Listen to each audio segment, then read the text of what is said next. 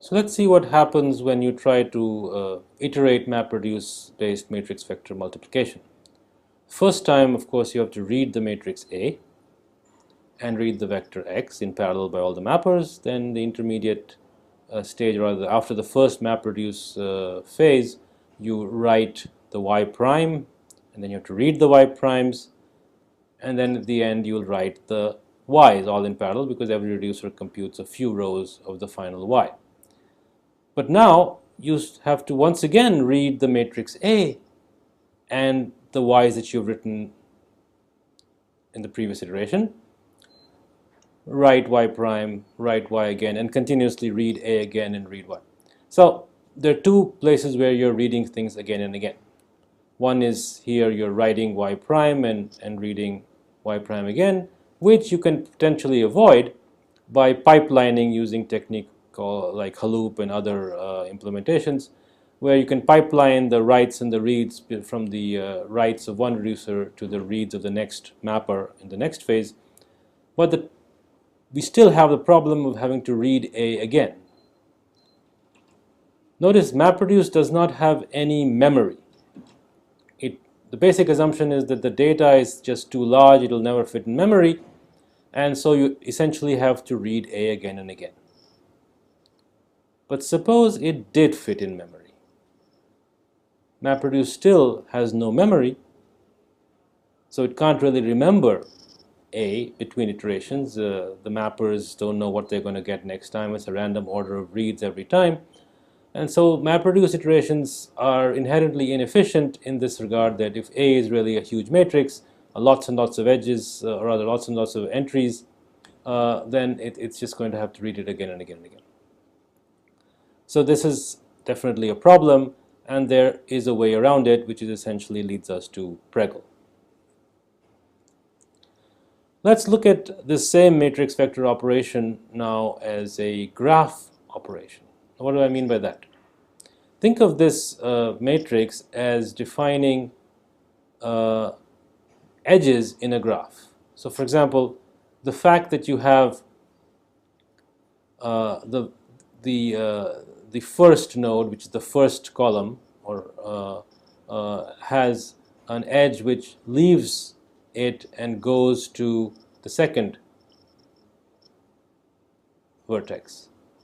And similarly, there's an edge going from the second vertex to the first vertex. So read each column as the edges that go out of, say, the first vertex, and read each row as the edges that come in to the first vertex, for example. So here you have -1, which is just the vertex itself. Diagonals are all -1, and it says there's an edge which comes in from 2, and there's an edge which goes out from 1.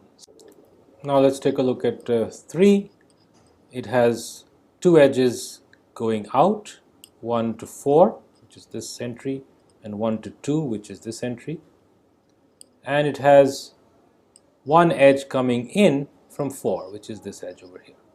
And you can verify that this particular matrix, which is called the adjacency matrix of this graph, represents all the edges in this graph. So the diagonal elements represent just the vertex, and we treat them as -1 for reasons which we won't go into in this course. And the off-diagonal entries represent edges in this graph. Now what about the vector x itself? Well, we assume each vertex holds a value which is nothing but the element of the x vector in the appropriate position corresponding to that vertex. So the vector 1, 2, 3, 4 is distributed across the vertices of the graph as just 1, 2, 3, 4, which one element per vertex. Now let's think of the matrix vector multiplication as being done in parallel by each vertex in the following way. Each vertex sends its value out along all its outward edges. So 2 sends its value to these two vertices, and 1 sends it to this one, and so on. And then all the vertices start receiving the values that were sent in this step, and they receive values from all their neighbors on incoming edges, and finally the vertex replaces its value by the sum of everything it receives minus the value that it originally had, which is essentially, as you can easily see, it performs exactly the matrix vector multiplication that was going on. Now, the interesting part of this is, it's very parallel in the sense that as long as you have many processors and each processor has bunches of vertices, you can really do a lot of these operations in parallel. The only caveat is that you have to exchange messages, so you have to try to make sure that the vertices are placed so that they don't have to exchange messages between different processors too often, and that's a challenge, as we'll come to that in a short while. But the really important part of this is that it's easy to iterate.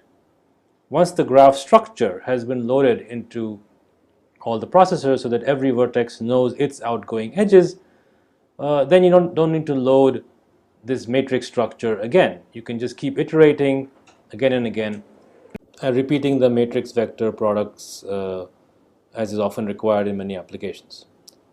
Unlike MapReduce, where you have to load A continuously every iteration, A is loaded once, since all A is just a vertex and its connections to neighbors, that's all.